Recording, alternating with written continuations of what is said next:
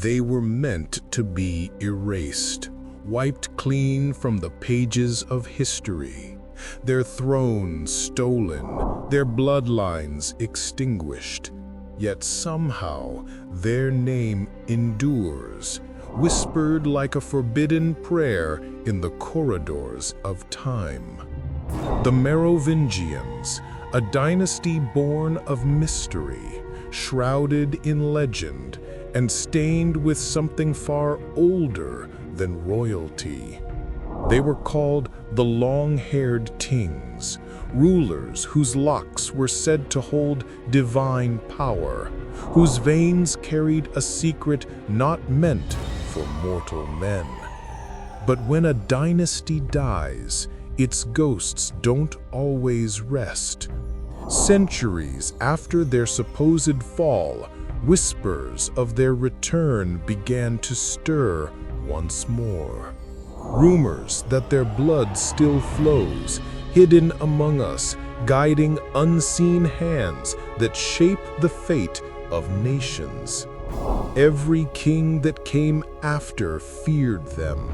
Every empire that rose tried to erase them, yet the shadow of their name refused to fade. What if the Merovingians were never truly gone? What if their bloodline, cursed and sacred all at once, still watches from the dark, waiting for the right moment to reclaim what was lost? Tonight, we unseal the legend buried beneath the crown, the tale of rulers so strange, so unearthly, that even death itself could not silence their legacy. The story of the Merovingians is not about a fallen dynasty. It's about a power that refused to die. The story begins with Merovich, semi-legendary founder of the Merovingian line. Whether myth or man, he is the root from which the dynasty sprung. By 481, his descendant Childeric I had established Frankish power in northern Gaul. Childeric's son, Clovis I, reigned from about 481 to 511, converted to Christian faith circa 496, united the Franks, defeated the Visigoths at Vouliers in 507, and laid the political groundwork for what would become the Merovingian realm. Clovis's successors extended Merovingian rule across Neustria, Austrasia, Burgundy. Their power was often ruthless and fractious. Partition among heirs was common, leading to sibling rivalries and frequent civil war. Still, through battle and alliance, their dynasty embedded itself deep in the soil of what is now France, Germany, parts of Belgium. From the 6th through 7th centuries, leaders like Clothar II and Dagobert I held real authority, enacting legal reforms like the Edict of Paris in 614, consolidating church support and royal legitimacy. One of the most enduring and exotic features of the Merovingians is their long hair.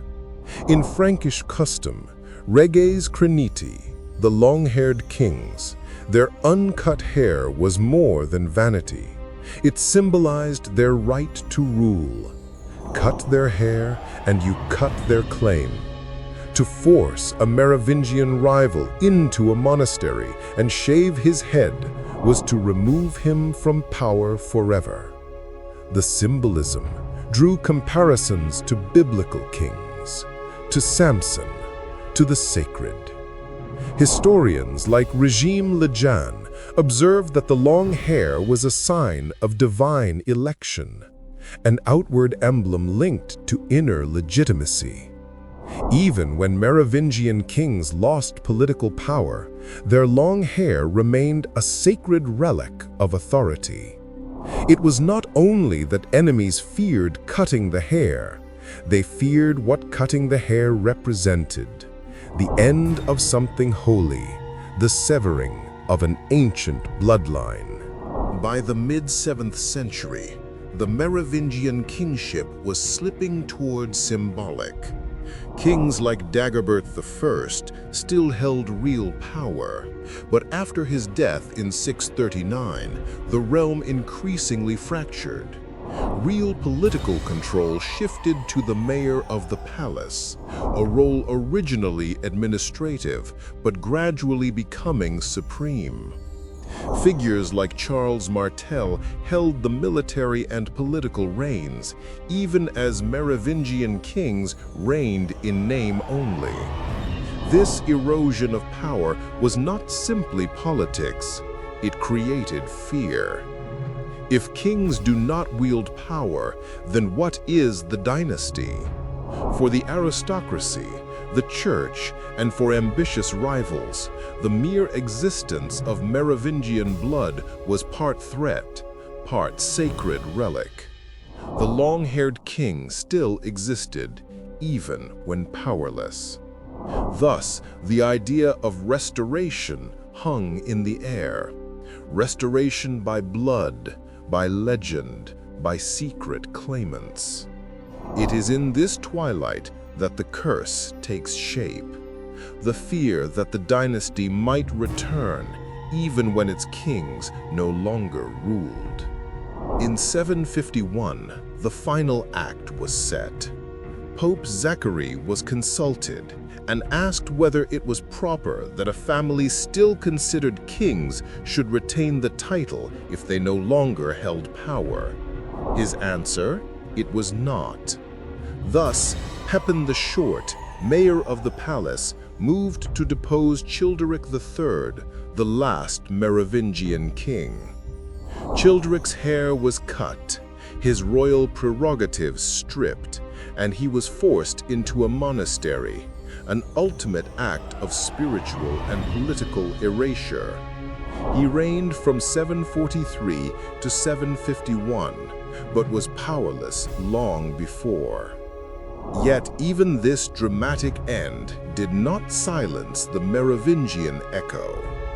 The cutting of Childeric's hair was more than political. It was ritual humiliation, a public act meant to sever legitimacy. The violence of removal, the silencing, and the stripping of symbols showed how much the new powers feared what the Merovingians represented. Not merely a family, but a living idea. And if that idea could be suppressed but not destroyed, what power might still be lurking in secret? After 751, official history treated the Merovingians as finished, but folklore, genealogies, and obscure chronicles suggest otherwise. Claimants purporting descent from Merovingian blood appear in scattered documents, especially in southern France, Aquitaine, and Burgundy. Some families bore surnames or heraldry alluding to the long hair, or referenced ancestors shorn under duress. While verifiable evidence is thin, the tradition of secret bloodlines persisted. One of the more intriguing elements, in several medieval texts, rival dynasties accused each other of harboring Merovingian heirs. The Carolingians, who replaced them, sometimes feared opposition not just from living rulers, but from hidden heirs whose claim would stir loyalty among old factions. These rumors feed the idea of a living curse, that dynasties who overthrow the Merovingians carry latent guilt or fear because the Merovingians might return. What made the Merovingians dangerous long after their deposition? It was the sacred aura around their lineage, the divine right associated with their blood, the long hair as symbol, and the belief that their rule was predestined. Even the church, which had supported their removal, retained reverence for holy kings and the ritual aspects of anointed rule. It is hard to extinguish what was once sacred. Moreover, old loyalties were not dead. Local nobility, bishops, monasteries often held land, relics, or tradition granted by early Merovingian rulers. To them, any returning Merovingian claimant could claim not only the blood, but the rights. Dynastic politics in medieval Europe were fragile. Legitimacy was often more felt than enforced. Thus the fear, not hypothetical, but real.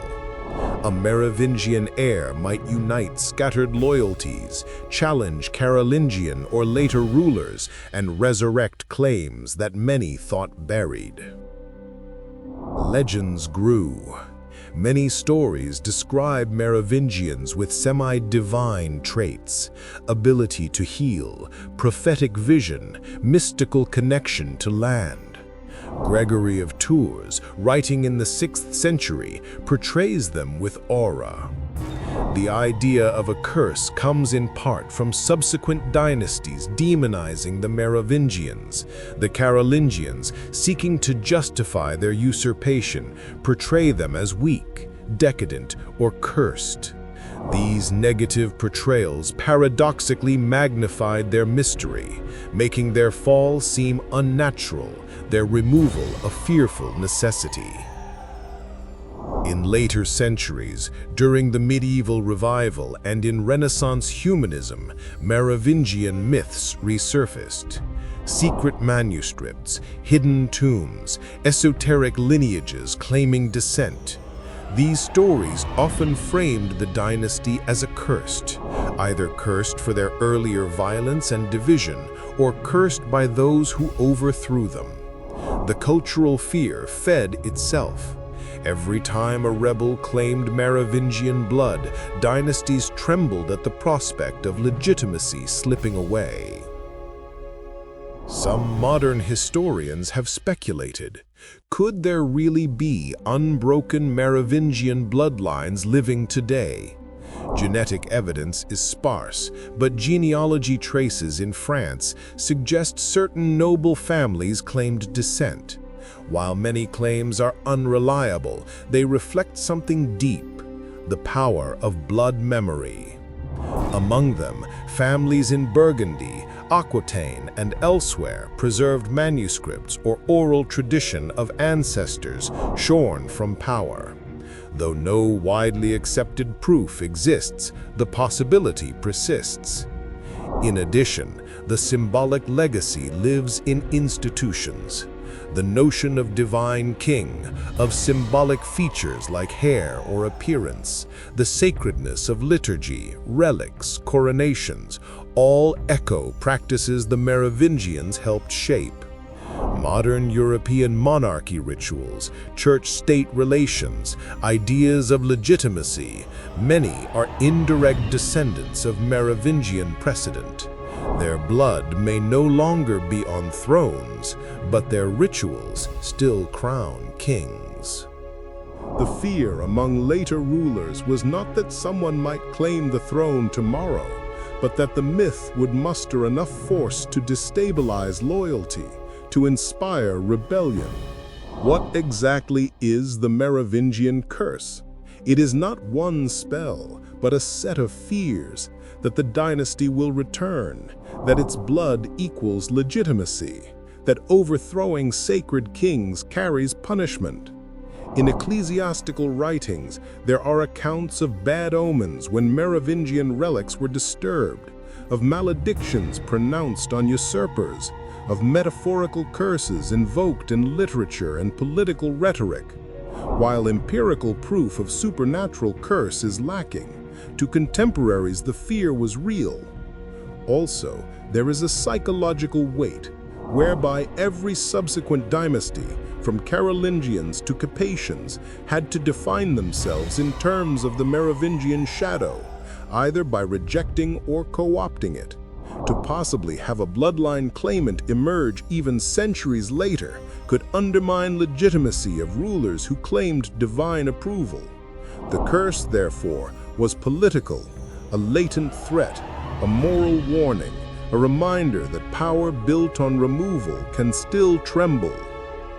In modern times, Merovingian myths fuel novels, conspiracy theories, and fringe histories.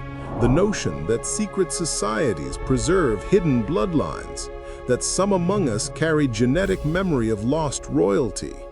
These stories are often unsubstantiated, but they reveal what people still long for: roots, legitimacy, identity beyond current power.